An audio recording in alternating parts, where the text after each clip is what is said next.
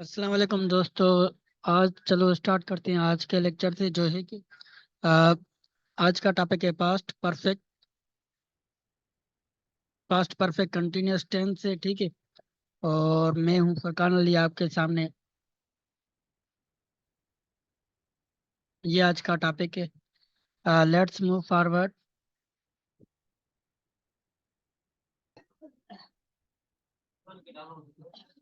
इस लेक्चर में आज ये कंपोनेंट्स हैं जो हैं पास्ट परफेक्ट कंटिन्यूअस के कवर करेंगे, जिसमें आता है भाई डेफिनेशन आती है, कॉन्सेप्ट आता है, फॉर्मेशन आती है, सब्जेक्ट वर्ब एग्रीमेंट या फिर रूल्स आप कह सकते हैं। ठीक है। रूल्स आते हैं, कॉन्सेप्ट ऑफ सेंस फॉर हम पहले भी पढ़ चुके हैं लेकिन थोड़ा रिवाइज करेंगे। और उसके बाद एग्जांपल है, उसके बाद लास्ट में एक टेस्ट आपके लिए मैंने रखी है। ठीक है।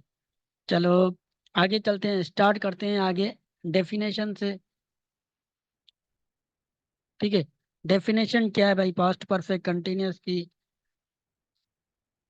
ये डेफिनेशन है द पास्ट परफेक्ट, यहाँ पर sorry, past perfect continuous tense is used to express an action that started in the past and continued over a specific time। ठीक है।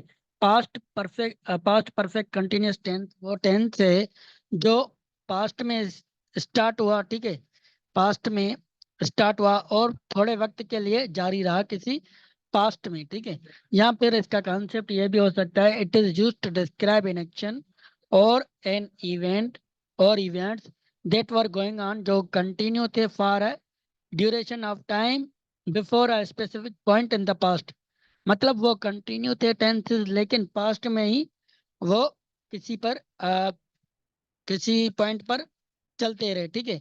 और इसमें ये क्या है कि कंटिन्यूटी नेचर को emphasize किया जाता है। मतलब इसका मतलब ये है कि जो कंटिन्यूस एक एक्शन होता है ना, उसे एम्फेसाइज किया जाता है। मतलब पास्ट परफेक्ट कंटिन्यूअस की नेचर ये है कि कोई भी एक्शन होगा वो कंटिन्यू होगा पास्ट में ऑफ एन एक्शन और event that was happening before N other event occurred in the past. मतलब कोई ऐसा इवेंट या एक्शन कंटिन्यू था किसी और पास्ट एक्शन से पहले। मतलब दो पास्ट की बात हो रही है।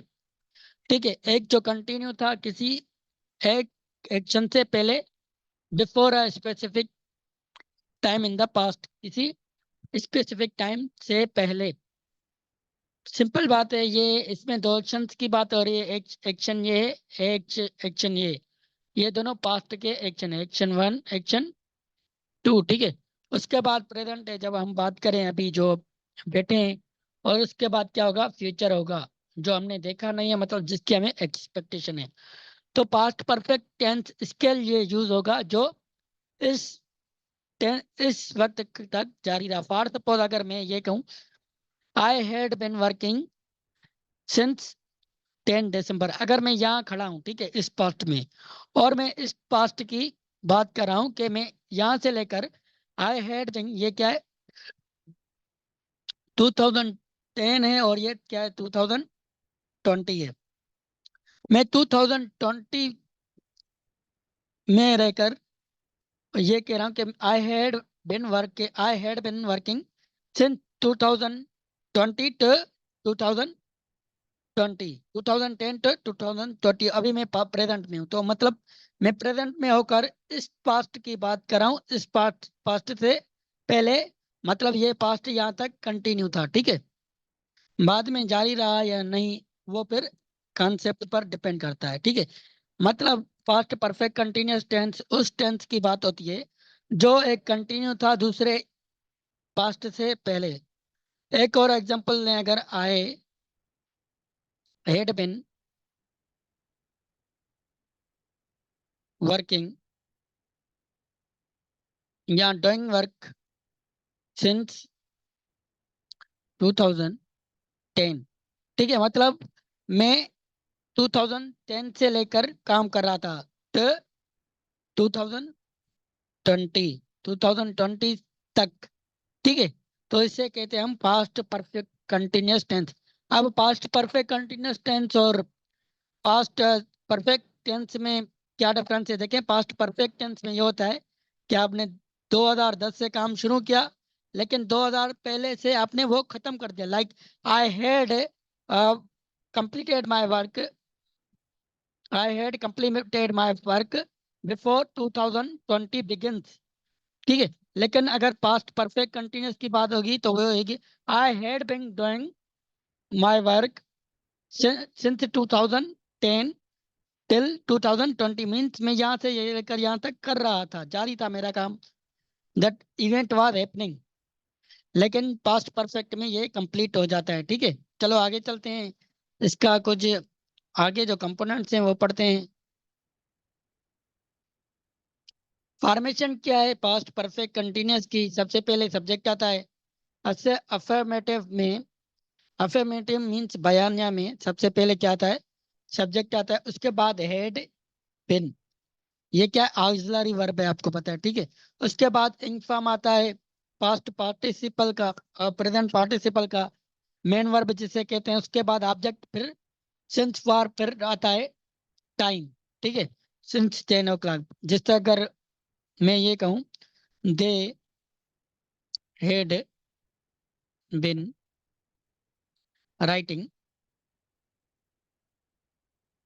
सिंस मॉर्निंग, वो सुबह से लेकर लिख रहे थे। दे क्या है? सब्जेक्ट है। हेड बिन ऑक्सिलरी वर्ब है। ठीक है, writing fourth form present participle है, मेन फॉर्म है। उसके बाद सिंस, उसके बाद पॉइंट ऑफ टाइम। ठीक है, सिंस पॉइंट ऑफ टाइम के हिसाब से यूज होता है। उसके बाद नेगेटिव है। नेगेटिव अफर्मेटिव में डिफरेंस है कि नेगेटिव में सिर्फ सिंबल ऑफ नेगेशन की जैसे आती है, जिसे हम एडवर्ब ऑफ नेगेटिव भी कहते हैं। सबसे पहले आता है भाई सब्जेक्ट, फिर हेड, फिर नॉट, फिर बिन। ये क्या है? ऑक्सिलरी वर्ब है, ये एडवर्ब ऑफ नेगेशन। ये प्रेजेंट पार्टिसिपल आता है, इंग फॉर्म ऑफ द वर्ब आती है, फिर ऑब्जेक्ट, फिर सिंस फॉर, फिर टाइम।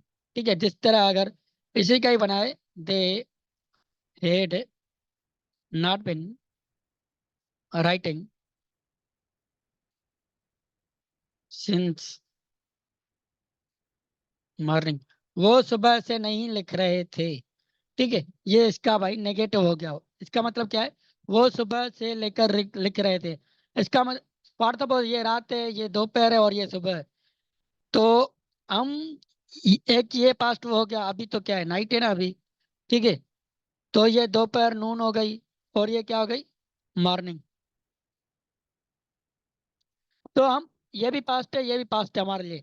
तो हम इस पास्ट की बात कर रहे हैं। राइटिंग का एक्शन है जो कंटिन्यू था। They had been writing since morning to till noon. They had been writing since morning till noon when I saw them.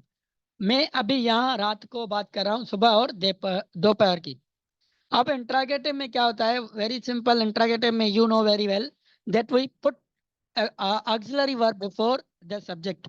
Means in the first place we put auxiliary verb, then subject, then been, part of auxiliary verb, then past of present participle, then object, then since for, and then time, duration और point of time। अगर हम इसी का interrogative बनाएं तो होगा head they, exam ने नहीं दिया बिन, हेड दे बिन। मैं देख रहा था आप कितने एक्टिव हैं। They had they been writing since morning, क्या वो सुबह से लिख रहे थे? अगर आप एडवर्ब नेगेटिव की, इंट्रागेटिव की साइन नहीं दे रहे तो आपका सेंटेंस गलत हो गया। ठीक है, इंट्रागेटिव नेगेटिव है। You know, you are well aware about the rules of interrogative and rules of negative. And interrogative we place auxiliary verb first, and in negative we place adverb of negation means not. So we will put here after subject, I have not put. So if we make the interrogative and negative of this sentence, they had been writing since morning. It will be like this. Had they, had they, ये auxiliary verb आ गया, ये subject आ गया, फिर not, had they not, फिर been auxiliary verb, फिर writing present participle, had they been not writing since morning, सुबह से लेकर। ठीक है, बिल्कुल आसान है भाई। मतलब कोई पूछ रहा है क्या वो सुबह से नहीं लिख रहे थे? नहीं, उन्होंने तो दोपहर में स्टार्ट किया था। तो ठीक है, ये इसके लिए इस्तेमाल होते हैं। आपको उम्मीद है आपको समझ में आ गया होगा। अगर नहीं आया तो हम ये लेक्चर अपलोड करेंगे, फिर आप देख लीजिएगा दोबारा। अगर फिर भी नहीं आया तो हम एक सेशन और इस पर कंटिन्यू करेंगे, ठीक है। चलो आगे चलते हैं भाई। सिंस और फॉर का कॉन्सेप्ट लेते हैं, ठीक है। सिंस डेफिनेशन क्या है? Since is used to indicate starting point of an action, ठीक है। मींस कोई एन एक्शन और स्टेट मींस कोई भी एक्शन है वो कब स्टार्ट हुआ, कब से स्टार्ट हुआ, तो उसके लिए सिंस यूज होती है फॉर पॉइंट ऑफ टाइम, ठीक है। मीन्स कोई ऐसी इंडिकेशन होगी, कोई डेट होगी, दिन होगा, फिर किसी भी दिन के हिस्से का नाम होगा पार्ट का, वो बता गया मॉर्निंग, नून, नाइट, लास्ट नाइट 2010। जैसे कि ये एग्जांपल है, शी हैड बिन, ठीक है, पास्ट के ये she had been living in London since 2010। वो 2010 से लंदन में रह रही थी। तो उसका रहना कब से शुरू हुआ?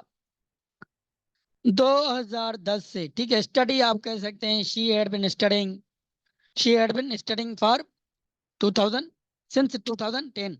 अगर फॉर की जो हम डेफिनेशन देखें तो वो ड्यूरेशन को शो करती है, मतलब कितने अरसे तक, ये कब तक, कहाँ से, means from what, from when, कहाँ से, and how much time,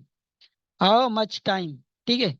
for के लिए, for is use to indicate duration of an action, मतलब कितने वक्त का उसका अमल जारी रहा, रहना, पढ़ना, खाना पीना। दे हैड बीन, इसे पास्ट में करते हैं, they had been studying for 10 years। देखें, इसमें और इसमें डिफरेंस ये, या फॉर हुआ या क्या हुआ, सिंस, या फॉर 10 years क्या दौरान है, ड्यूरेशन बता रहा है, ठीक है। और इससे 2010, सिंस 2010 मतलब कोई पॉइंट इंडिकेशन करा है। सिंस मॉर्निंग भी हो सकता है, सिंस मॉर्निंग, क्योंकि अभी कितने हुए, फॉर सपोज अभी 11 बज रहे हैं, तो हम किसी ने अगर सिंस यूज करेंगे तो सुबह के 11, सिंस 11 o'clock, 11 बजे से, ठीक है। अगर हम फॉर यूज करेंगे फिर फॉर 12 o'clock, 11 से 11 कितने हो गए, 12 आवर्स, सॉरी 12 आवर्स, 11 घंटे, 12 घंटे तक, 12 घंटे से भाई वो पढ़ाई करें, ठीक है। समझ गया, ये पॉइंट ऑफ टाइम शो करते हैं और ये ड्यूरेशन। सिंपल कॉन्सेप्ट इसका ये है। उम्मीद है आपको समझ में आ गया होगा। चलो आगे चलते हैं। देखें अभी इसके हम थोड़े रूल्स पढ़ते हैं। मतलब जो पास्ट परफेक्ट कंटिन्यूअस में टेंस है वो, उसमें वर्ब कौन सा होता है और किससे, कौन से सब्जेक्ट के साथ वो यूज होता है। देखिए सबसे पहले ये है, इसे आप रूल्स भी कह सकते हैं। देखिए हमने हर एक किसी के रूल्स पढ़े हैं, तो इसके भी हम पढ़ रहे हैं, ठीक है। हेड, हेड जो है वो सभी प्लूरल या सिंगुलर नाउन, प्लूरल नाउन या प्रोनाउन से यूज होता है। जिस तरह you, they, we had been writing a lesson since then, since 10 o'clock, हम 10 बजे से पढ़ रहे थे। अब देखिए ये पॉइंट ऑफ टाइम है, मीन सुबह 10 बजे से। अगर ड्यूरेशन ड्यूरेशन होती तो फॉर 10 o'clock, 10 आवर्स, ठीक है, आवर्स यूज होते हैं, ठीक है, उसके लिए 10 घंटों से। अयू, they, we had been learning grammar for 8 years, हम 8 साल से, ये क्या है, ये देखो फॉर हुई मतलब 8 years, ठीक है, ये ड्यूरेशन ऑफ टाइम है। हम 8 साल से ग्रामर पढ़ रहे हैं आप में। और ये सारे जो हेड है वो सारे सिंगुलर प्लूरल प्रोनाउन से भी यूज होता है, या नाउन हो या प्रोनाउन हो। He she had been working since 2016। देखिए अब ये क्या है, पॉइंट ऑफ टाइम है, 2016 चेक क्या है, पॉइंट ऑफ टाइम है, तो इसके साथ सिंस लगेगा। और कोई भी प्रोनाउन हो, जिस तरह अगर मैं ये कहूँ Salim and Jafar had been working for 10 days, ठीक है, डेज, तो मीन्स वो 10 दिनों से काम कर रहे थे, ठीक है, समझ गए।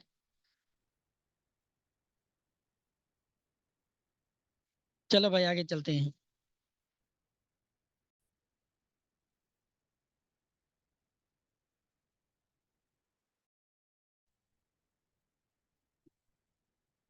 सॉरी दोस्तों, ये थोड़ा वाईफाई का जो इशू हो गया था, अभी रिजॉल्व हो चुका है। अभी से हम स्टार्ट करते हैं, ठीक है।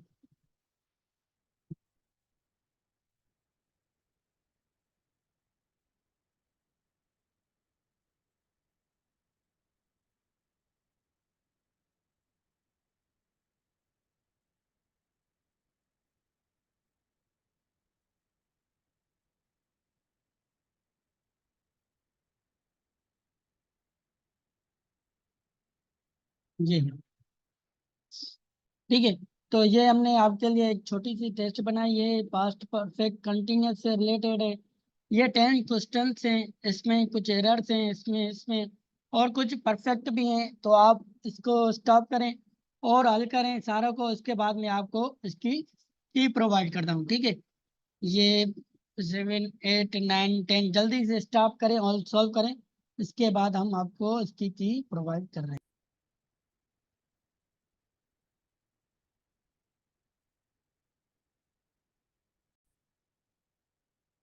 देखिए ये जो है की है इसकी, ठीक है। एरर सबसे पहले में क्या है, arrives she had been cooking for dinner for 2 o'clock honour and she arrives. देखिए ये क्या है, ये मिस्टेक है, ठीक है।